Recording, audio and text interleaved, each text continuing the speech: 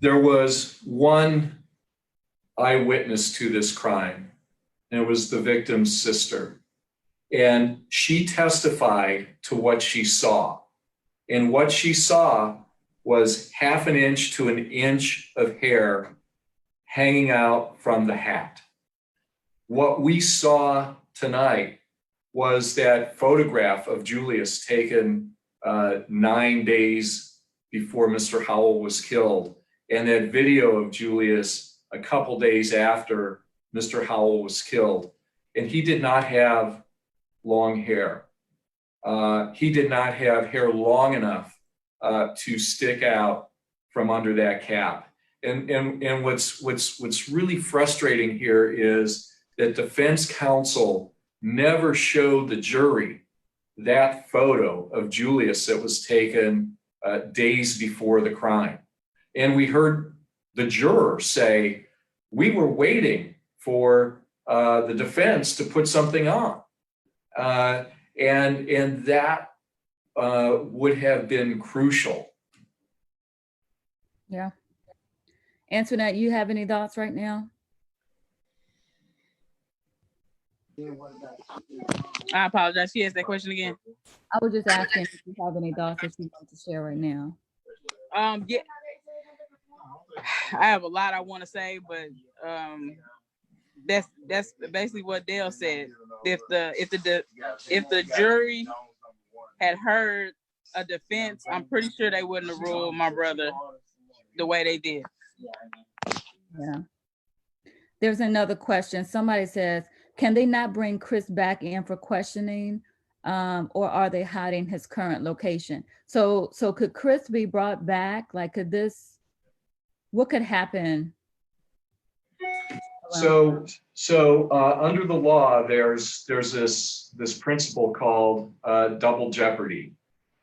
Chris had pled guilty. He was convicted and sentenced. So he cannot be investigated again or charged again for his role in Mr. Howell's shooting. The law protects him.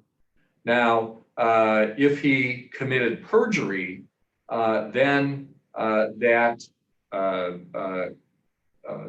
deal that he made could possibly be undone. But we don't see that happening here.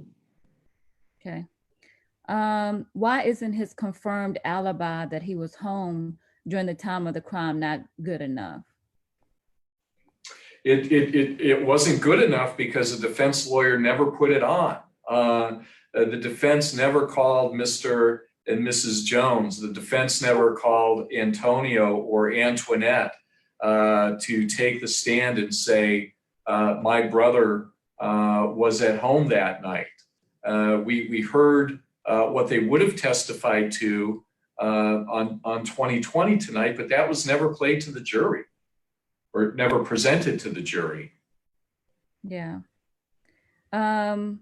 Well, someone is asking, why didn't he get to tell his side of in court? He didn't get to tell his side in court because his defense team did not call him to the stand. The defense team, I mean, if you watched 2020 tonight, you saw that the defense team said that they did not defend this man. And that's what I heard. Is that what y'all heard? Because that's what I heard. Yes. Okay, so that's why he would not have gotten a chance to tell his side. We're not going to be here long tonight, guys, but so many people have asked along the way. Antoinette, did you want to say something or no? No. I apologize. I'm trying to get everybody to be quiet this here. Okay, I understand. So many people have asked along the way, what can you do? You can visit the website, justiceforjulius.com. You can sign the petition. You can write a letter to the governor and the Pardon and Parole Board. If there are members of the Pardon and Parole Board watching, if there are members of Governor Stitt's team watching, I would like to say, we got to stop playing. Whatever the holdup is, we have got to stop playing. There is a man who has been on death row for 21 years. And do you know why his story is coming back around on your watch? Because it is time. If you know, if there are people out there that know members of the Pardon and Parole Board, if you know the governor, if you know the governor's staff, it's time to call who you know. It's time to email them, send them a text, drop by their house, whatever you got to do. It's time. It is time for us to stop playing around with a man's life in the state of Oklahoma. Now, there are so many people out there that don't believe this stuff really happens. The National Exoneration Registry says that there are at least 38 people in Oklahoma who've had to be exonerated, have been wrongfully convicted, have spent years of their lives that they cannot get back because they have spent their time behind bars for crimes they did not commit. We know that 10 of those people have been on death row. So we've come close to killing 10 people on 10 different occasions. Don't turn away from what you've seen. Don't turn away from what you've heard. And if there are members of the Pardon and Parole Board that are out there listening, or the governor, or members of his staff, it is so much time. It is time. And there's no way in the world we're going to sit and let this go. You know why? Because God did this. Nobody asked those folks at ABC to produce Julius Jones' story. Not once, but twice. God did this. God's talking. And it's time. Let's stop playing. It's time. Dale, do you have any closing remarks?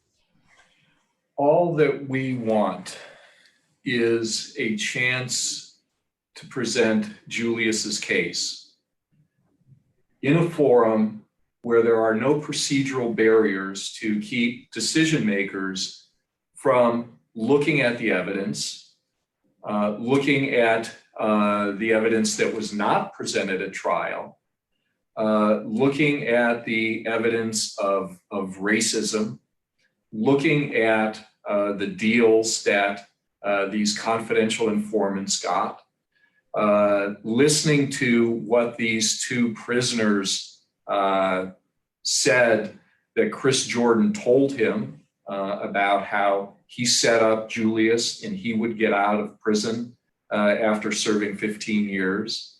We want to be able to get access to the district attorney's file. We have been asking and asking and asking since 2017, and we get stonewalled. So all that we're asking for now, all that Julius wants, is an opportunity to tell his story. Because if his story is told, any fair-minded person would conclude that Julius was wrongfully convicted, he did not get a fair trial, and that the time that he has served in prison is enough, and that he should be released for time served. Yep, he should be, 100%. Antoinette, I'm going to give you the last word before we close out.